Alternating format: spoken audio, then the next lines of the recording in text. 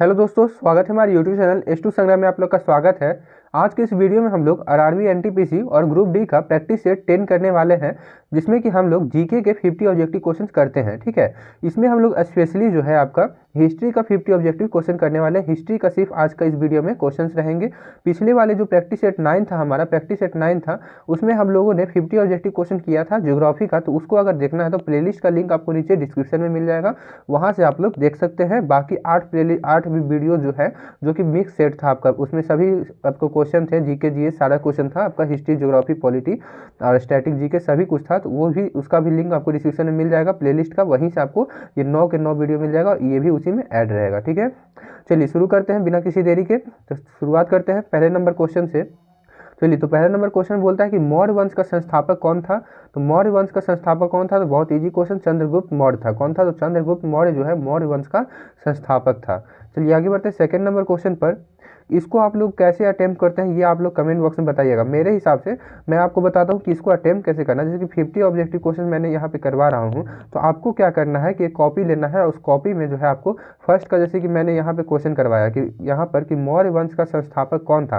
तो मौर्य वंश का संस्थापक अगर आपको पता है कि हाँ चंद्रगुप्त मौर्य था, तो आपको 1 का बी लिख देना है। ठीक है, वैसे ही करते हुए आपको सारे क्वेश्चन को अटेम्प्ट करने हैं। जो नहीं आता है उसको छोड़ देना है, लेकिन बाकी सारे अटेम्प्ट करने हैं। फिर जैसे ही 50 क्वेश्चन कंप्लीट होता है तो आपको यहाँ पे देखना है कि मैं 50 क्वेश्चन में कितना कर पा रहा हूँ। ये यहाँ पे इस तरीके से आपको करना है। ठीक है, यहाँ से एक चीज़ होगा कि आपको पता चलेगा कि हाँ मेरा तैयारी किस तरह का चल रहा है और नए क्वेश्चन सीखने को भी मिलेंगे। ठीक है, तो चलिए यहाँ से हम लोग शुरू करते हैं। आई होप आप लोग समझ गए होंगे। यहाँ से अगर आप लोगों को 25 से 30 क्वेश्चन अगर आप लोग कर ले रहे हैं तो बहुत इनफ है। ठीक है, इनफ है आपका 25 से 30 क्वेश्चन अगर आप इसमें से कर ले रहे हैं तो इनफ है आपका, बहुत है। ठीक है, 50 में 50 क्वेश्चन। जीके जो है आप लोग का समुंदर होता है, इसलिए ज़रूरी नहीं है कि आपका 50 में 50 नहीं हो रहा है तो ये बहुत खराब बात है। नहीं, 30 क्वेश्चन भी, 25 से 30 क्वेश्चन, 40 क्वेश्चन जिनका हो रहा है उनका तो और बहुत बढ़िया है, लेकिन 30 क्वेश्चन भी हो रहा है तो आप लोग ऐसा निराश मत होना, बिल्कुल सही है 30 क्वेश्चन। ठीक है, चलिए तो शुरू करते हैं। तो वर्ष 1930 में नमक सत्याग्रह का नेतृत्व निम्नलिखित में से किसने किया था। वर्ष 1930 में नमक सत्याग्रह का नेतृत्व निम्नलिखित में से किसने किया था। तो इजी सा क्वेश्चन है, महात्मा गांधी ने किया था। सेकंड का बी नंबर आपका करेक्ट आंसर हो जाएगा। महात्मा गांधी ने नमक सत्याग्रह का आपका नेतृत्व किया था। कब किया था? तो 1930 में। कब हुआ था नमक सत्याग्रह? कब हुआ था? तो 1930 में हुआ था। किसके द्वारा हुआ था? तो महात्मा गांधी के द्वारा हुआ था। बी नंबर बिल्कुल करेक्ट आंसर हो जाएगा। आगे बढ़ते हैं थर्ड नंबर क्वेश्चन पर कि 13वीं शताब्दी में निर्मित लाल और भूरे बलुआ पत्थर से बनी भारत की सबसे ऊंची मीनार कौन सी है। बोला जाता है कि 13वीं शताब्दी, कौन सी शताब्दी? तो 13वीं शताब्दी में निर्मित लाल और भूरे बलुआ पत्थर, कौन से? तो लाल और भूरे बलुआ पत्थर से बनी भारत की सबसे ऊंची मीनार कौन सी है, ये बताना है आपको। कौन सी ऊंची मीनार है? तो कुतुब मीनार जो है ऊंची मीनार है, सबसे ऊंची मीनार है। किस चीज़ से बनी हुई है? तो लाल और भूरे बलुआ पत्थर से बनी हुई है। अगर पूछ दिया कि कुतुब मीनार किस चीज़ से बनी हुई है तो आंसर क्या होगा कि लाल और भूरे बलुआ पत्थर से बनी हुई है। ठीक है, कौन सी शताब्दी में? तो 13वीं शताब्दी में बनी है। ठीक है, चलिए आगे बढ़ते हैं चौथा नंबर क्वेश्चन पर कि निम्नलिखित में से किस स्वतंत्रता सेनानी की जयंती पर स्वच्छ भारत मिशन का आरंभ किया गया था। किस स्वतंत्रता सेनानी की जयंती पर आपका स्वच्छ भारत मिशन आरंभ किया गया था। तो ये आपका बहुत इजी क्वेश्चन, महात्मा गांधी के जयंती पे आपका जो है, सेनानी के जयंती पर जो है आपका स्वच्छ भारत मिशन आरंभ हुआ था। आप लोग इसको देखते हुए होंगे कि महात्मा गांधी का जो है चश्मा यहाँ पे रहता होगा, चश्मा रहता है महात्मा गांधी का। ठीक है, तो इससे भी आप लोग समझ सकते हैं कि महात्मा गांधी के जयंती पर यहाँ पे स्टार्ट हुआ था। चलिए 5 नंबर क्वेश्चन है कि ताजमहल का निर्माण निम्नलिखित में से किसने करवाया था। ताजमहल का निर्माण निम्नलिखित में से किसने करवाया था। इजी सा क्वेश्चन कि शाहजहां ने कराया था। ठीक है, B number easy to hard level आपको सभी टाइप के क्वेश्चंस मिलने वाले हैं यहाँ पे। ठीक है, इसमें पीवाईक्यू क्वेश्चन भी है, आपको प्रीवियस ईयर क्वेश्चन है, आरआरबी का भी है, आपका एनटीपीसी का भी है, उसके बाद एसएससी का भी क्वेश्चन है, सभी मिक्स है यहाँ पर। ठीक है, और कुछ नए क्वेश्चन भी हैं। ठीक है, तो यहाँ पे शाहजहां हो जाएगा। ताजमहल का निर्माण किसने कराया था? तो शाहजहां ने करवाया था। चलिए 6 नंबर क्वेश्चन है कि भारत छोड़ो आंदोलन का किसके नेतृत्व में शुरू हुआ था। भारत छोड़ो आंदोलन किसके नेतृत्व में शुरू हुआ था। किसके नेतृत्व में भारत छोड़ो आंदोलन शुरू हुआ था? तो महात्मा गांधी के नेतृत्व में भारत छोड़ो आंदोलन शुरू हुआ था। आगे बढ़ते हैं 7 नंबर क्वेश्चन कि भारत के विभाजन के परिणाम स्वरूप निम्नलिखित में से कौन से 2 देश बने। भारत के विभाजन के परिणाम स्वरूप निम्नलिखित में से कौन से 2 देश बने थे। तो इजी सा हो गया कि भारत और पाकिस्तान बना था। ठीक है, भारत और पाकिस्तान हुआ था। भारत के विभाजन के परिणाम स्वरूप कौन से 2 देश बने थे? तो भारत और पाकिस्तान बना। ठीक है, 7 का सी नंबर। आगे बढ़ते हैं 8 नंबर क्वेश्चन 8 नंबर क्वेश्चन है कि निम्नलिखित में से किसने मौर्यकालीन भारत में अपनी यात्राओं और अनुभवों के आधार पर इंडिका नामक पुस्तक लिखी थी। किसने जो है मौर्यकालीन भारत में, मौर्यकालीन भारत कौन सी भारत, मौर्यकालीन भारत में अपनी यात्राओं और अनुभवों के आधार पर इंडिका नामक, कौन सी नामक पुस्तक, तो इंडिका नामक पुस्तक लिखी थी। किसने लिखी थी ये पूछा जा रहा है आपसे, तो किसने लिखी थी, तो मेगास्थनीज ने लिखी थी। मेगास्थनीज ने कौन सी पुस्तक लिखी थी, तो मेगास्थनीज ने इंडिका नामक पुस्तक लिखी थी। कौन से भारत में, तो मौर्यकालीन भारत में, तो मौर्यकालीन भारत में लिखी थी, तो मौर्य के बारे में ही उसमें बताया गया होगा। ठीक है, तो मेगास्थनीज ने किसके बारे में बताया था, तो मौर्यकालीन भारत के बारे में आपको अपनी यात्राओं और अनुभवों के आधार पर इंडिका नामक पुस्तक लिखी थी। किसने, तो मेगास्थनीज ने। ठीक है, चलिए 9 नंबर क्वेश्चन देखते हैं कि निम्नलिखित में से किस समझौते ने सविनय अवज्ञा आंदोलन को स्थगित कर दिया था।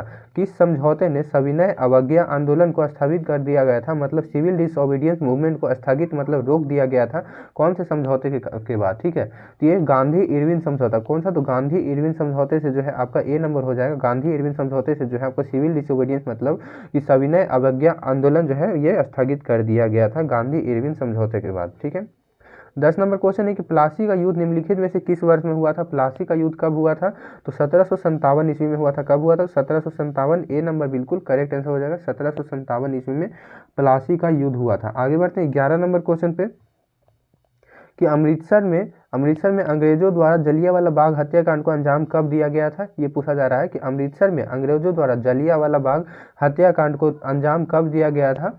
ये जो है आपका 13 अप्रैल 1919, बहुत इंपॉर्टेंट ये हो जाता है। ठीक है, 13 अप्रैल 1919 को आपका ये हुआ था। ठीक है, कब हुआ था, 13 अप्रैल 1919 को आपका जलियांवाला हत्याकांड हुआ था। याद रखिएगा 13 अप्रैल 1919 को जलियांवाला बाग हत्याकांड हुआ था। बार बार बोलने का इसके पीछे कारण क्या है कि बार बार बोलने से आप सुन रहे हैं बार बार, तो बार बार अगर आप सुन रहे हैं तो इसका मतलब है कि आपको थोड़ा सा माइंड में जाता है ये चीज़ें। ठीक है, सब कॉन्शियस में जाता है। तो जैसे कि मैं यहाँ पे बार बार बोल रहा हूँ, तो जैसे ही आप क्वेश्चन एग्जाम में देखेंगे या सेट प्रैक्टिस करते होंगे तो वहाँ पे देखेंगे तो अचानक से अगर ऐसे क्वेश्चन आएगा तो ईजिली आप धर लीजिएगा कि हाँ यही आंसर हो जाएगा। ठीक है, चलिए आगे बढ़ते हैं कि हड़प्पा के उत्खनन स्थलों में निम्नलिखित में से क्या नहीं पाया गया था। हड़प्पा के उत्खनन स्थलों में निम्नलिखित में से क्या नहीं पाया गया था, तो ऑप्शन है कि सार्वजनिक अस्पताल, सार्वजनिक भवन, सार्वजनिक स्नान, इसी नहीं होगा कुछ। ठीक है, सार्वजनिक भवन, सार्वजनिक स्नान गृह और आवास गृह, कौन सा नहीं पाया गया था इनमें से, तो देखिए सार्वजनिक अस्पताल नहीं पाया गया था। ठीक है, सार्वजनिक अस्पताल नहीं पाया गया था, ये नहीं पाया गया था, तो यही हमारा आंसर हो जाएगा, ए नंबर आंसर हो जाएगा। बाकी सार्वजनिक भवन मिला था, बड़ा बड़ा भवन मिला था, स्नान गृह भी मिला था, मतलब कि स्नान गृह समझते हैं स्विमिंग पूल टाइप से समझ लीजिए कि स्विमिंग पूल मिला था। सार्वजनिक आवास गृह भी मतलब रहने के लिए गृह भी मिला था, घर भी मिला था। ठीक है, हड़प्पा के उत्खनन में ये सारी चीज़ें जो है पाई गई थी, लेकिन सार्वजनिक अस्पताल नहीं पाई गई थी। आगे बढ़ते हैं कि पानीपत की पहली लड़ाई 1526 से निम्नलिखित में से किसकी शुरुआत हुई। ठीक है, पानीपत की पहली लड़ाई कब हुई, तो 1526 में। कब हुई, तो 1526 में आपकी पानीपत की पहली लड़ाई हुई थी। निम्नलिखित में किसकी शुरुआत की थी, इनमें से, इन ऑप्शंस में से कौन सी नई चीज़ की शुरुआत हुई थी पानीपत की लड़ाई के बाद। ठीक है, तो कि भारत में मुगल शासन की शुरुआत हुई थी। भारत में मुगल शासन की शुरुआत कब हुई थी, तो आपको पानीपत की लड़ाई के बाद मतलब 1526 के बाद। ठीक है, ठीक है, आते हैं 14 नंबर क्वेश्चन है कि 1875 में मुंबई में आर्य समाज की स्थापना, यहाँ पे है कि मुंबई में आर्य समाज की स्थापना किसने की थी। ये क्वेश्चन लिखा हुआ है, आई होप आप लोग पढ़ ले रहे होंगे कि 1875 में मुंबई में आर्य समाज की स्थापना किसने की थी। आर्य समाज की स्थापना किसने की थी, आपका स्वामी दयानंद सरस्वती ने की थी। किसने, तो स्वामी दयानंद सरस्वती ने जो है आपका आर्य समाज की स्थापना की थी। डी नंबर बिल्कुल करेक्ट आंसर हो जाएगा कि आर्य समाज की स्थापना किसने की थी, तो स्वामी दयानंद सरस्वती ने। कब किया था, तो 1875 में। कहाँ किया था, तो मुंबई में 1875 में आर्य समाज की स्थापना हुई थी। किसके द्वारा, तो स्वामी दयानंद सरस्वती के द्वारा। चलिए आगे बढ़ते हैं 15 नंबर क्वेश्चन पर कि हड़प नीति भारत के निम्नलिखित में से किस गवर्नर जनरल द्वारा तैयार की गई एक विलय नीति थी। हड़प नीति जो है भारत के किस गवर्नर जनरल के द्वारा तैयार की गई एक विलय नीति थी, तो ये आपका हो जाएगा लॉर्ड डलहौजी द्वारा। किसके द्वारा, तो लॉर्ड डलहौजी द्वारा। सी नंबर बिल्कुल करेक्ट आंसर हो जाएगा। लॉर्ड डलहौजी द्वारा जो है आपका हड़प नीति जो है आपका तैयार किया गया था, जो कि गवर्नर जनरल द्वारा तैयार किया गया था। एक विलय नीति थी, विलय नीति आपका हड़प नीति जो था एक विलय नीति था, जो कि लॉर्ड डलहौजी द्वारा तैयार किया गया था। आगे बढ़ते हैं 16 नंबर क्वेश्चन कि अकबर के शासनकाल के दौरान राजस्व मंत्री कौन था। अकबर के शासनकाल के दौरान राजस्व मंत्री कौन था, तो टोडरमल था। कौन था, तो टोडरमल आपका अकबर के शासनकाल के दौरान राजस्व मंत्री था। कौन, तो टोडरमल आपका अकबर के शासनकाल के दौरान राजस्व मंत्री था। आगे बढ़ते 17 नंबर क्वेश्चन पे कि निम्नलिखित में से किस शहर में महात्मा गांधी ने ब्रिटिश बागान मालिकों द्वारा थोपी गई नील की खेती के खिलाफ किसान आंदोलन का नेतृत्व किया था। कौन से शहर में नेतृत्व किया था आपका महात्मा गांधी ने ब्रिटिश बागान के मालिकों द्वारा, ब्रिटिश के द्वारा जो थोपा गया था बागान के उनको द्वारा नील की खेती करने के लिए थोपा गया था, इसके लिए नेतृत्व कब किया था महात्मा गांधी ने, कहाँ से किया था, ये पूछा जा रहा है आपसे। कहाँ से किया गया था, तो चंपारण से किया गया था। कहाँ से, चंपारण से किया गया था। सी नंबर बिल्कुल करेक्ट आंसर हो जाएगा, चंपारण से किया गया था। आगे बढ़ते 18 नंबर क्वेश्चन की बक्सर का युद्ध निम्नलिखित में से किस वर्ष में लड़ा गया था। बक्सर का युद्ध, कौन सा युद्ध, तो बक्सर का युद्ध निम्नलिखित में से कौन से वर्ष में लड़ा गया था, तो 1764 में आपका लड़ा गया था। ठीक है, 1764 में आपका बक्सर का युद्ध लड़ा गया था। ए नंबर बिल्कुल करेक्ट आंसर हो जाएगा। 1764 में कौन सा युद्ध, तो बक्सर का युद्ध। बक्सर का युद्ध कब, तो 1764 में। ठीक है, आगे बढ़ते 19 नंबर क्वेश्चन की निम्नलिखित में से कौन सा युद्ध 1527 में बाबर और राणा सांगा के बीच लड़ा गया था। 1527 में बाबर और राणा सांगा के बीच लड़ा गया था। कौन सा युद्ध लड़ा गया था 1527 में, उस युद्ध का क्या नाम रखा गया, ये आप बोल सकते हैं, तो खानवा का युद्ध लड़ा गया था। कौन सा, तो खानवा का युद्ध जो है आपका बाबर और राणा सांगा किसके बीच, तो बाबर और राणा सांगा के बीच लड़ा गया था। खानवा का युद्ध आपका 1527 में लड़ा गया था। ठीक है, आगे बढ़ते हैं 20 नंबर क्वेश्चन की गांधी इरविन समझौते पर किस वर्ष हस्ताक्षर किए गए थे। गांधी इरविन समझौता ये किससे संबंधित है, तो ये आपका सिविल डिसोबीडियंस मूवमेंट से आपका संबंधित है, जो कि मैंने अभी ऊपर बताया था कि गांधी इरविन समझौता किससे संबंधित है, सिविल डिसोबीडियंस मूवमेंट से संबंधित है। तो बोला जा रहा है कि इसको किस वर्ष में हस्ताक्षर किए गए थे, किसके द्वारा, तो गांधी जी द्वारा हस्ताक्षर, गांधी इरविन। ठीक है, गांधी इरविन समझौता कब हुआ था, ये पूछा जा रहा है। हस्ताक्षर कब हुआ था, ये पूछा जा रहा है। ठीक है, तो कब हुआ था, तो 1931 में हुआ था। कब, तो 1931 में हुआ था। बी नंबर बिल्कुल करेक्ट आंसर। गांधी इरविन समझौता कब हुआ था, तो 1931 में हुआ था, बिल्कुल करेक्ट आंसर हो जाएगा। इस समझौते ने क्या किया था, तो आपका जो है स्थगित कर दिया था सिविल डिसओबीडियंस मूवमेंट को। ठीक है, आगे बढ़ते हैं 21 नंबर क्वेश्चन कि 1857 की क्रांति मई में भारत में किस छावनी से आरंभ हुई थी। 1857 की क्रांति जो है मई में भारत की किस छावनी से आरंभ हुई थी, यह पूछा जा रहा है आपसे। कौन सी छावनी से आपकी आरंभ हुई थी, ये मेरठ से आरंभ हुई थी। कहाँ से, तो मेरठ से आपका डी नंबर करेक्ट आंसर हो जाएगा। मेरठ से आपका 1857 की क्रांति आपका स्टार्ट हुई थी, शुरू हुई थी, आरंभ हुई थी।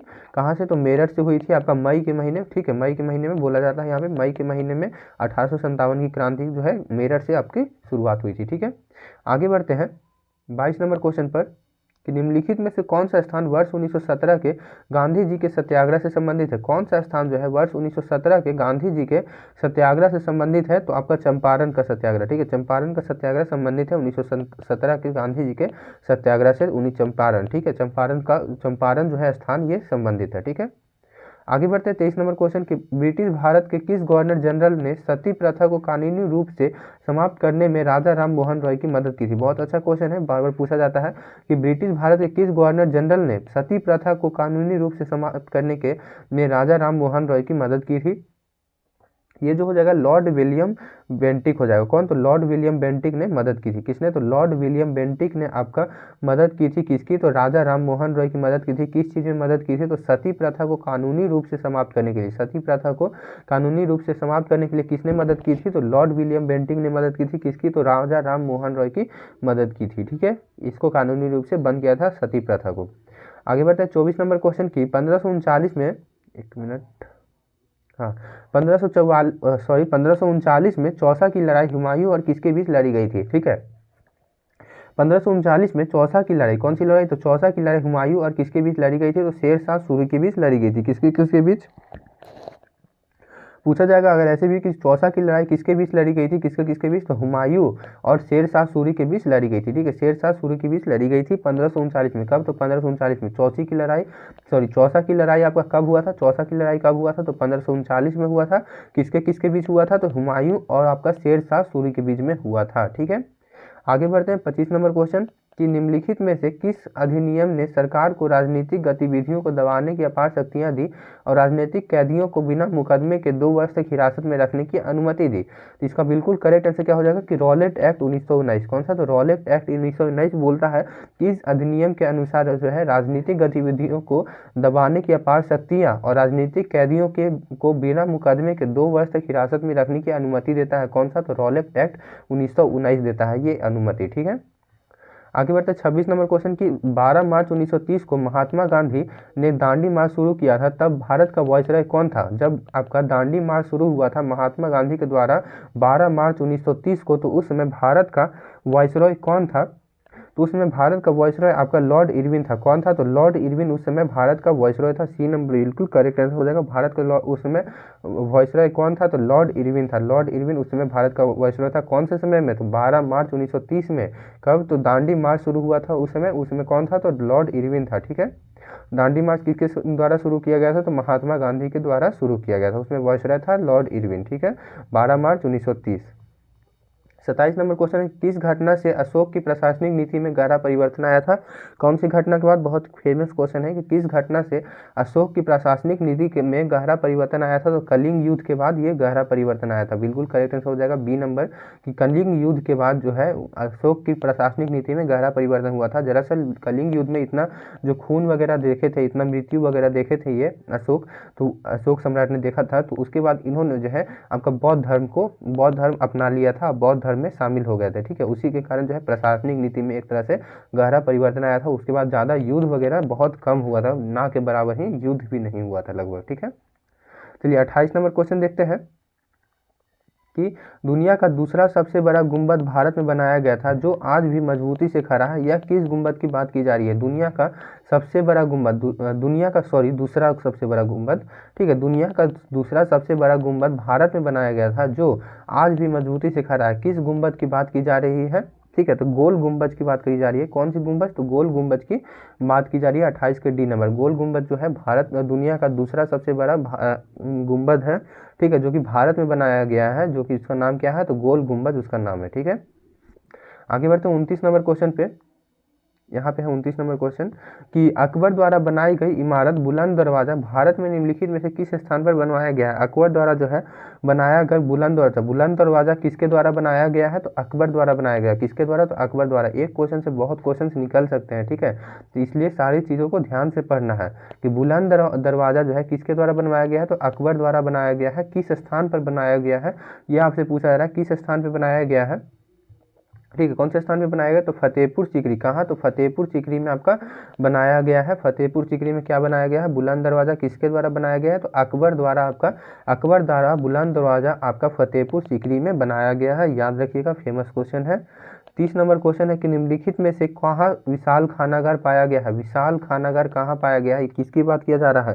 तो आपका सिंधु घाटी सभ्यता की बात किया जा रहा है कि विशाल खानागार कहाँ पाया गया है? तो ये आपका मोहनजोदारो में आपका पाया गया है। मोहनजोदारो में क्या पाया गया है? विशाल खानागार। विशाल खानागार मतलब समझते हैं, जहाँ रसोई घर समझ लीजिए, रसोई घर आपका कहाँ पाया गया है? तो मोहनजोदारो में पाया गया है विशाल खानागार। ठीक है, 31 नंबर क्वेश्चन है कि गुंबद के आकार के उस स्मारक को क्या कहा जाता है जिसमें बौद्ध धर्म से संबंधित पवित्र अवशेष समाविष्ट होते हैं? गुंबद के आकार के उस स्मारक को क्या कहा जाता है जिसमें बौद्ध धर्म से संबंधित पवित्र अवशेष समाविष्ट होते हैं? तो उसको क्या कहते हैं? स्तूप कहते हैं। क्या कहते हैं? तो स्तूप कहते हैं। डी नंबर बिल्कुल करेक्ट आंसर हो जाएगा। स्तूप उसको कहते हैं। डी नंबर करेक्ट आंसर हो जाएगा। ठीक है, चलिए 32 नंबर क्वेश्चन देखते हैं कि वर्ष 1756 में अलीवर्दी खान की मृत्यु के बाद बंगाल के नवाब कौन बने? वर्ष 1756 में अलीवर्दी खान के मृत्यु के बाद बंगाल के नवाब कौन बने थे? तो ये आपका हो जाएगा सिराज उद दौला। कौन? तो सिराज उद दौला बने थे वर्ष 1756 में। अलीवर्दी खान की मृत्यु के बाद बंगाल के नवाब कौन थे? तो सिराज उद दौला बने थे। ठीक है, आगे बढ़ते हैं 33 नंबर क्वेश्चन पे। निम्नलिखित में से किसने 5 मार्च 1931 को लॉर्ड इरविन के साथ एक संधि पर हस्ताक्षर किए थे? 5 मार्च 1931 को लॉर्ड इरविन के साथ एक संधि पर हस्ताक्षर किसने किया था? ठीक है, तो महात्मा गांधी ने किया था। किसने किया था? तो महात्मा गांधी ने किया था। किसके साथ? तो लॉर्ड इरविन के साथ 5 मार्च 1931 को एक संधि पर हस्ताक्षर किया था, तो महात्मा गांधी ने किया था। आगे बढ़ते हैं 34 नंबर क्वेश्चन कि मेगास्थनीज एक राजदूत था। मेगास्थनीज क्या था? तो मेगास्थनीज एक राजदूत था। यहाँ से एक क्वेश्चन बना कि मेगास्थनीज एक राजदूत था जिसे यूनानी शासक सेल्यूकस निकेटर ने किसने भेजा था? तो यूनानी शासक सेल्यूकस निकेटर ने मेगास्थनीज को किसने भेजा था? तो सेल्यूकस निकेटर ने भेजा था। किस भारतीय शासक के दरबार में भेजा था? कौन से भारतीय शासक के दरबार में भेजा था सेल्यूकस निकेटर ने मेगास्थनीज को? कौन से आपके भेजा था? ठीक है, तो ये जो है चंद्रगुप्त के दरबार में, किसके? तो चंद्रगुप्त के दरबार में भेजा था। किसको? तो चंद्रगुप्त के दरबार में जो है सेल्यूकस निकेटर ने आपका मेगास्थनीज को भेजा था। ठीक है, आपका भेजा था मेगास्थनीज को चंद्रगुप्त के दरबार में सेल्यूकस निकेटर ने। ठीक है, आगे बढ़ते हैं। ये कहाँ का शासक था? तो यूनान का शासक था, यूनानी शासक था। ठीक है, सेल्यूकस निकेटर। 35 नंबर क्वेश्चन है कि 12 मार्च 1930 को गांधी जी ने अपने 72 अनुयायियों के साथ अनुयायियों से दांडी तक का तट मार्च शुरू किया था। कहाँ से? ठीक है, ये पूछा जा रहा है कि 12 मार्च 1930 को गांधी जी ने अपने 72 अनुयायियों के साथ कहाँ से दांडी तट तक मार्च शुरू किया था? कहाँ तक शुरू किया था? ये पूछा जा रहा है आपसे। ये जो है साबरमती आश्रम तक किया था। ठीक है, साबरमती आश्रम से किया था। सी नंबर बिल्कुल करेक्ट आंसर। 36 नंबर क्वेश्चन है कि निम्नलिखित में से किसे भारत में गांधी जी द्वारा सत्याग्रह का पहला प्रयोग माना जाता है? निम्नलिखित में से किसे भारत में गांधी जी द्वारा सत्याग्रह का पहला प्रयोग माना जाता है? तो चंपारण सत्याग्रह हो जाता है। ठीक है, चंपारण सत्याग्रह डी नंबर हो जाएगा, 36 का डी नंबर। फिर 37 नंबर क्वेश्चन है कि आगे बढ़ते हैं। 37 नंबर क्वेश्चन, कांग्रेस के निम्नलिखित में से किस अधिवेशन में पार्टी ने 26 जनवरी को पूर्ण स्वराज दिवस के रूप में मनाने का आह्वान किया था? ठीक है, कांग्रेस के निम्नलिखित में से किस अधिवेशन में पार्टी ने 26 जनवरी को पूर्ण स्वराज दिवस के रूप में मनाने का आह्वान किया था?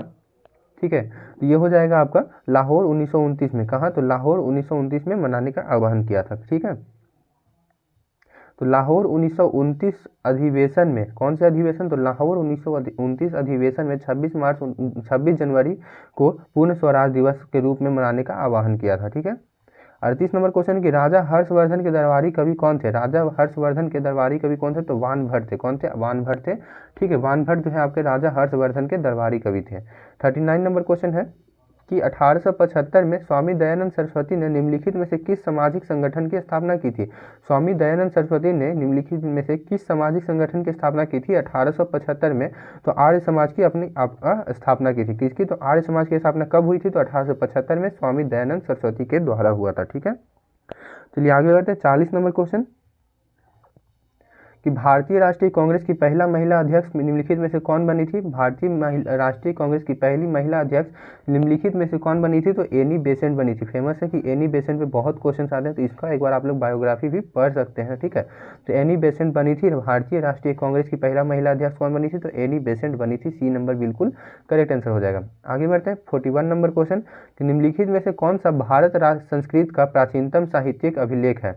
कौन सा भारतीय संस्कृति का, ठीक है, भारतीय संस्कृति का प्राचीनतम साहित्यिक अभिलेख है? प्राचीनतम साहित्यिक अभिलेख भारतीय संस्कृति का कौन सा है? ये पूछा जा रहा है। तो ऋग्वेद है। कौन सा? तो ऋग्वेद आपका प्राचीनतम साहित्यिक अभिलेख है भारतीय संस्कृति का, ऋग्वेद। ठीक है, डी नंबर। आगे बढ़ते हैं। 42 नंबर क्वेश्चन कि गांधी जी ने करो या मरो का नारा निम्नलिखित में से किस आंदोलन सत्याग्रह के दौरान किया था? करो या मरो का नारा कौन से आंदोलन के दौरान दिया था गांधी जी ने? ठीक है, तो भारत छोड़ो आंदोलन के दौरान दिया था। भारत छोड़ो आंदोलन के दौरान जो है करो या मरो का नारा दिया था। ठीक है, 43 नंबर क्वेश्चन है कि निम्नलिखित मौर्य शासकों में से कौन पहला ऐसा शासक था जिसने शिलालेखों के माध्यम से धर्म के विचार और अभ्यास से संबंधित अपने संदेशों को अपनी प्रजा तक पहुंचाने का प्रयास किया था? कौन से मौर्य शासक ने जो है अपना पहला ऐसा शासक था? ये जो पहला शासक था जो शिलालेखों के माध्यम से धर्म के विचार मतलब बौद्ध के विचार को जो है अभ्यास से संबंधित अपने संदेशों को अपनी प्रजा तक पहुंचाने का प्रयास किया था? कि कौन से शासक ने किया था? ठीक है, मौर्य शासक यहाँ पे पूछा जा रहा है। तो ये आपका अशोक ने, ठीक है, अशोक सम्राट ने, ठीक है, अशोक ने किया था। ठीक है, कलिंग युद्ध के बाद अशोक जो है बौद्ध धर्म में शामिल हो गए थे। फिर अशोक ने जो है शिलालेखों के माध्यम से धर्म के विचारों को अपनी प्रजा तक पहुंचाने का प्रयास किया था। ठीक है, चलिए 44 नंबर क्वेश्चन देखते हैं कि बुद्ध काल में कितने महाजनपद थे? बुद्ध काल में कितने महाजनपद थे?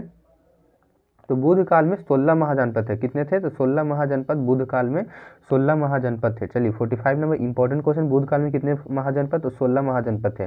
45 नंबर क्वेश्चन है कि निम्नलिखित में से किस व्यक्ति ने जलियांवाला बाग हत्याकांड के बाद अपनी नाइटहुड की उपाधि को त्याग दिया था? जलियांवाला बाग हत्याकांड के बाद अपनी नाइटहुड की उपाधि को त्याग दिया था, कौन से व्यक्ति ने त्यागा था? तो रविंद्रनाथ टैगोर ने त्यागा था। ठीक है, ए नंबर हो जाएगा रविंद्रनाथ टैगोर ने। ठीक है, आगे बढ़ते 26 के बाद 45 के बाद 46 नंबर क्वेश्चन कि विजयनगर साम्राज्य में विभिन्न सांस्कृतिक क्षेत्रों के लोग शामिल थे, निम्नलिखित में से कौन सा क्षेत्र इसका भाग नहीं था? विजयनगर साम्राज्य में विभिन्न सांस्कृतिक क्षेत्रों के लोग शामिल थे, कौन से क्षेत्र के लोग जो है इसमें भाग नहीं थे? ठीक है, इसका भाग नहीं थे, कौन से क्षेत्र के लोग?